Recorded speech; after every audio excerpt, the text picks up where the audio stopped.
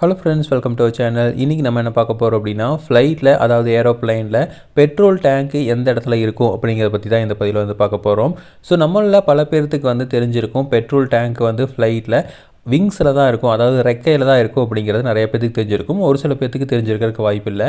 ஆனால் எல்லாத்துக்குமே என்ன தெரியும் அப்படின்னா, எந்த இடத்துல இன்ஜின் இருக்குது அப்படிங்கிறது எல்லாத்துக்குமே தெரியும். ஏன்னா வந்து நம்ம வெளியிலேருந்து பார்க்குறப்பவே வந்து அந்த ரெக்கையில் தான் வந்து ரவுண்டாக வந்து ஒரு சிங்கிள் இன்ஜின் இருக்கும், இல்லை வந்து டபுள் இன்ஜின் இருக்கும். ஒரு ரெக்கையில் சிங்கிள் இன்ஜின் அல்ல டபுள் இன்ஜின் இருக்கிற மாதிரி வந்து ஃப்ளைட்ஸ் எல்லாம் வந்து நம்ம பார்த்துருப்போம். ஸோ ரொம்ப பெரிய ஃப்ளைட்டில் 2 இன்ஜின் கொடுத்துருப்பாங்க ஒரு ரெக்கையில் மட்டும். அப்போ மொத்தம் 4 இன்ஜின் இருக்கும்.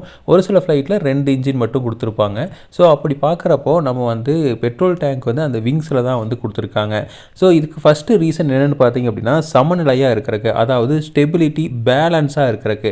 அப்போ ஒரு பக்கம் மட்டுமே வந்து ஏதாவது ஒரு விங்ஸில் வச்சுருந்தீங்கனாவோ, இல்லை வந்து கீழே அடியில் வச்சுருந்தீங்கனாவோ, பெட்ரோல் டேங்க் வச்சுருந்தீங்கனாவோ, பெட்ரோல் தீர வந்து இப்போ ஒரு விங்ஸில் இருக்குது அப்படின்னா, அந்த ஒரு விங்ஸில் தீர்ந்தது அப்படின்னா அது வந்து கீழே டில்ட் ஆகிறதுக்கு வாய்ப்புகள் இருக்குது. இப்போ இதே வந்து நம்ம கீழே ஒரு இடத்துல வைக்கணும் அப்படிங்கிற பட்சத்தில் அப்போ என்ன ஆகும் அப்படின்னா, அங்கே வந்து பெட்ரோல் வந்து இதாக ஒரு இடத்துல மட்டும் கீழே இழுக்க ஆரம்பிச்சிடும். அப்போ விங்ஸில் வந்து நமக்கு வந்து எந்த ஒரு வெயிட்டுமே வந்து இருக்காது. ஸோ அப்போது இது எல்லாமே வந்து ஒரு கீழே வந்து நோக்கி இழுக்கிறதுக்கு உண்டான பாசிபிலிட்டிஸ் அதிகம். ஸோ அதனால வந்து என்ன பண்ணியிருக்காங்க அப்படின்னா, விங்ஸில் வச்சுருக்காங்க. அப்போ இந்த 2 விங்ஸ்லையுமே வந்து ஈக்குவலாக வந்து என்ன ஆகும் அப்படின்னா, இந்த பெட்ரோல் வந்து குறையும். ஏன்னா 2 பக்கமே வந்து நமக்கு என்ன இருக்கும், அந்த இன்ஜின் இருக்கும். 2 இன்ஜினுமே ஒரே ஸ்பீடில் தான் இயங்கும். அப்போ வந்து 2 பக்கமே ஒரே அளவு தான் வந்து பெட்ரோல் நம்பியிருப்பாங்க. ஸோ அப்போ 2 இன்ஜின்லையுமே வந்து சரியான அளவில் தான் வந்து நமக்கு அந்த பெட்ரோல் அப்படிங்கிறது குறையும். ஸோ அப்போ பேலன்ஸாக இருக்கணும் அப்படிங்கிறக்காக தான் வந்து அங்கே வச்சுருக்காங்க. 2வது ரீசன் பார்த்தீங்க அப்படின்னா, விங்ஸு வந்து ரொம்ப ஸ்ட்ராங்காக இருக்கிற ஸ்ட்ரக்சராக தான் வந்து கொடுத்துருப்பாங்க. அப்போது ஏன்னா வந்து விங்ஸு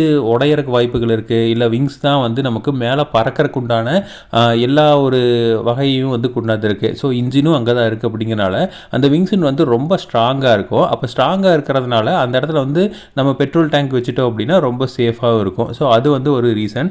2வது வந்து பார்த்தீங்க அப்படின்னா, நம்ம பேசஞ்சர் இருக்கிற இடத்துல இருந்து பெட்ரோல் டேங்க் தள்ளி இருக்கிறதுனால ஒருவேளை ஃபயர் ஆக்சிடென்ட் ஆகுது அப்படின்னா அது வந்து அந்த பெட்ரோல் வரைக்கும் உள்ளே போகாது. இப்போ உதாரணத்துக்கு உள்ள ஃப்ளைட்டில் இருக்கிற கேபினுக்குள்ளே அந்த சீட்டு பக்கத்தில் ஒரு சின்ன ஃபயர் ஆகுது அப்படின்னா அது எளிதில் வந்து என்ன ஆகாது அப்படின்னா அந்த பெட்ரோல் டேங்க் இருக்கிற இடத்துக்கு வந்து போகாது. ஏன்னா அது வந்து ஃப்ளைட் விட்டு அந்த கேபின் விட்டு தள்ளி இருக்குது அப்படிங்கிறனால ஈஸியாக வந்து நம்மளால் வந்து இந்த ஃபயர் ஆக்சிடென்ட்லாம் வந்து அணைச்சிட முடியும். ஸோ எளிதில் வந்து நமக்கு டக்குன்னு ஃபயர் ஆக்சிடென்ட் ஆகாது. ஸோ அது ஒரு ரீசனாக வந்து இருக்குது.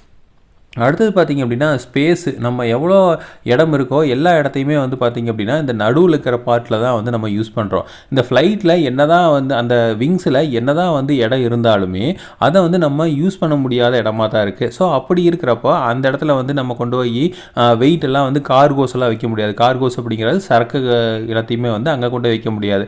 அங்கே வச்சிங்க அப்படின்னா ஈவனாக வைக்கணும். இந்த ஒரு சைடு இருக்கிற ரெக்கையில் எவ்வளோ வெயிட் வைக்கிறீங்களோ அதே தான் அடுத்த சைடு இருக்கிற ரெக்கையிலே வைக்கணும். அப்படிங்கிறப்போ இது வந்து நமக்கு கண்டிப்பாக வந்து பாசிபிலிட்டி அப்படிங்கிறது ரொம்ப கம்மி. ஏன்னா எல்லாருமே இந்த கொண்டு வர எல்லா பேக்கையுமே வந்து ஒரே அளவு உள்ள வெயிட்டில் இருக்காது. ஸோ அப்போ வந்து பிரித்து வைக்கிறது அப்படிங்கிறது சிரமம். அப்போ வந்து நம்ம நடுவில் இருக்கிற எல்லா பார்ட்டையுமே வந்து பேசஞ்சர் பயணிகள் போகிறக்கும் கார்கோ வைக்கிறக்கும் வந்து யூஸ் பண்ணிக்கலாம். அந்த சைடு 2 பக்கமே வந்து நம்ம பெட்ரோல் நப்பிட்டிங்க அப்படின்னா 2 ஈவனாக குறையிறதுனால பேலன்ஸும் வந்து கரெக்டாக இருக்கும். ஸோ இது வந்து இன்னொரு ரீசன். அடுத்தது வந்து பார்த்திங்க அப்படின்னா, நம்ம ஆல்ரெடி சொன்ன மாதிரி 2 இன்ஜினுமே ரெக்கையில் தான் இருக்குது. அப்போ அந்த இடத்துல வந்து ஃபியூல் டேங்க் வச்சுட்டிங்க அப்படின்னா ஈஸியாக வந்து அந்த ஃபியூல் வந்து உள்ளே போய்க்கும். பெட்ரோல் வந்து ஈஸியாக வந்து அந்த இன்ஜினுக்கு போய்க்கும். நீங்கள் பம்ப் பண்ணணுமோ அப்படிங்கிற எந்த ஒரு ஆப்ஷனும் தேவையில்லை, ஈஸியாக வந்து உள்ளே இறங்கிக்கும். ஸோ அப்போ பெட்ரோல் ஃப்ளோவை வந்து நமக்கு வந்து ரொம்ப கரெக்டாக இருக்கும், ஈஸியாக ஃப்ளோ ஆகும்.